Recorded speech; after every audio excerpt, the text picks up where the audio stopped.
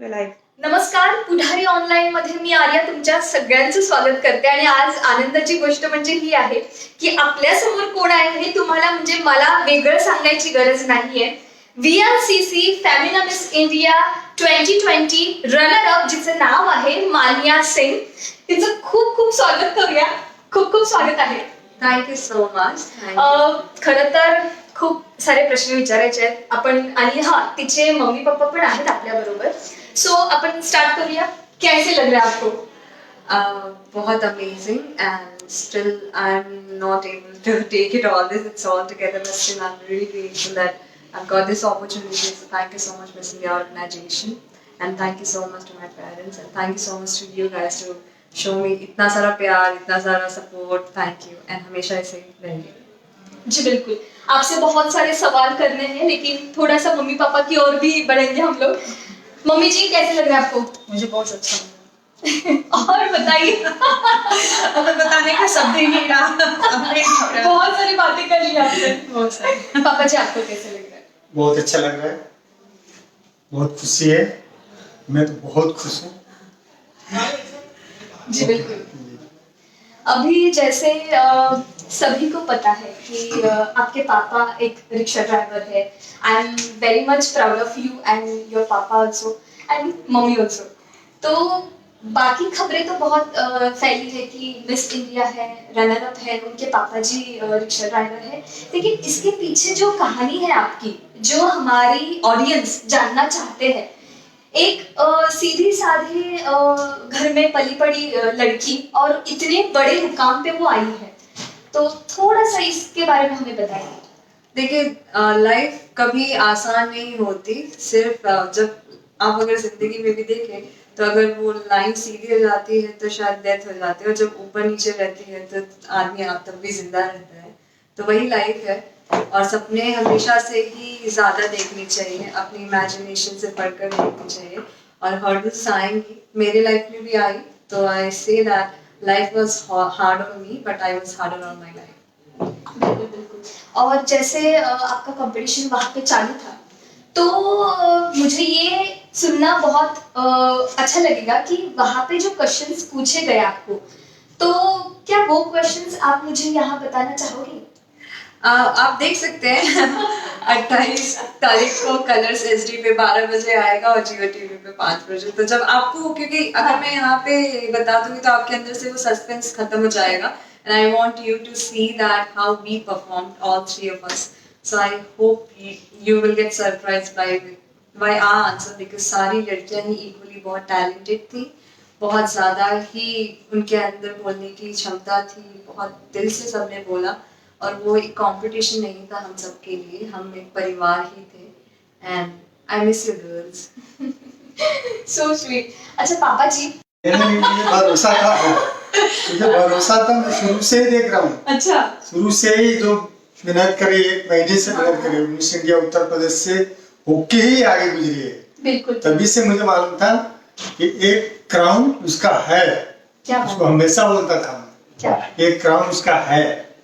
देखिए पापा क्या बोल रहे हैं.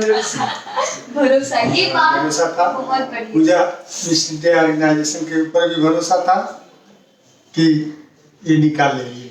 बिलकुल बिलकुल. म्हणजे यांचं असं म्हणणं आहे की एक विश्वासच तिच्या पप्पांचा होता हिच्यावरती, जो हा विश्वास तिने ते म्हणतात ना कारणी लावलेला आहे. मम्मीशी तिच्या बोलूया.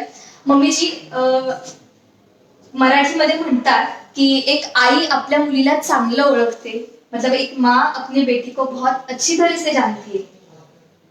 तो आपको क्या ये, मतलब छोटी सी थी जब ये, तभी से पता था कि ये लड़की कुछ ना कुछ तो करने वाली है?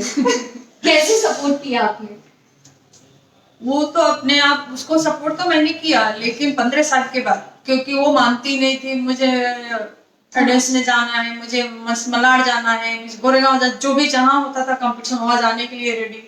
पढ़ाई करके यहीं से स्कूल से चली जाती थी. मैं पूछे कहाँ थी अभी तक? तुम्हें गई थी मिस इंडिया हो रहा था, वहाँ मलाड था.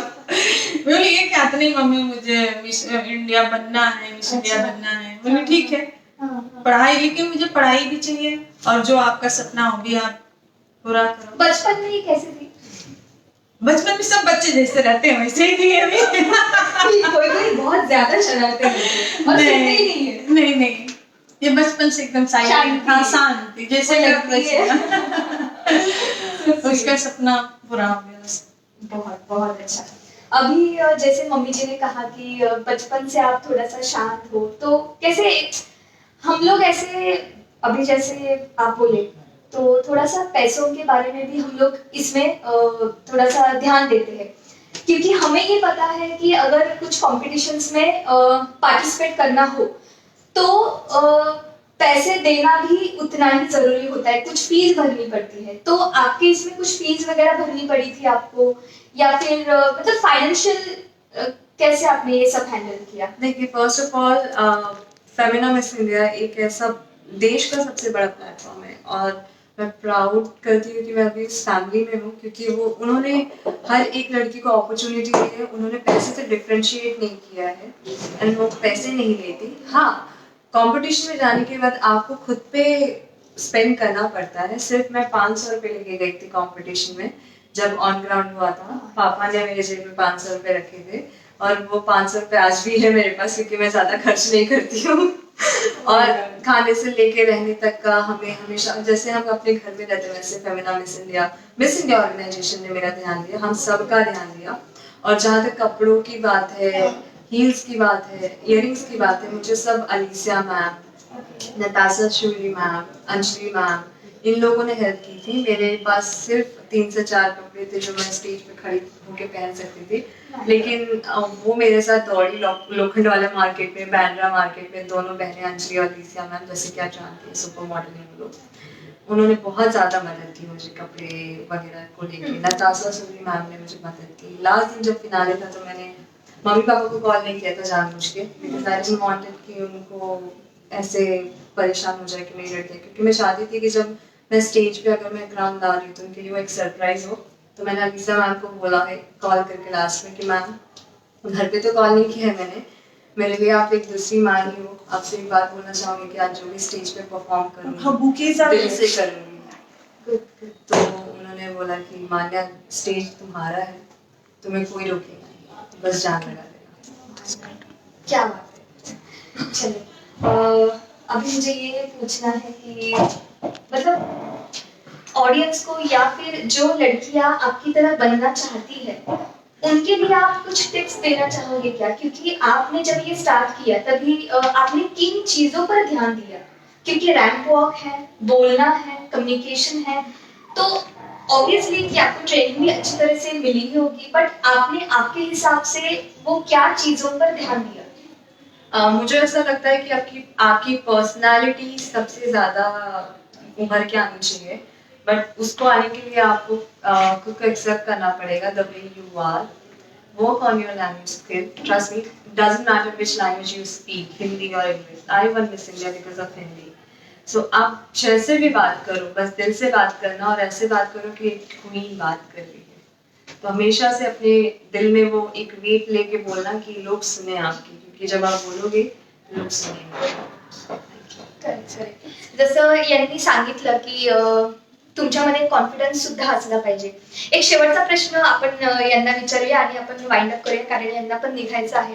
खरं तर मुलींमध्ये एक लीडरशिप येणं हे आजच्या काळामध्ये खूप महत्त्वाचं आहे, आणि हा संदेश खरं तर तुमच्यापर्यंत सुद्धा पोहोचला पाहिजे। लड़कियों में एक लीडरशिप आना वो बहुत जरूरी है आज के जमाने में। मतलब लड़कियां ऐसी होती है कि मायूस बहुत जल्दी हो जाती है, मतलब एक स्टेज पे जाओ वो मायूस हो जाती है। तो उन लड़कियों के लिए आप क्या संदेश देना चाहोगे?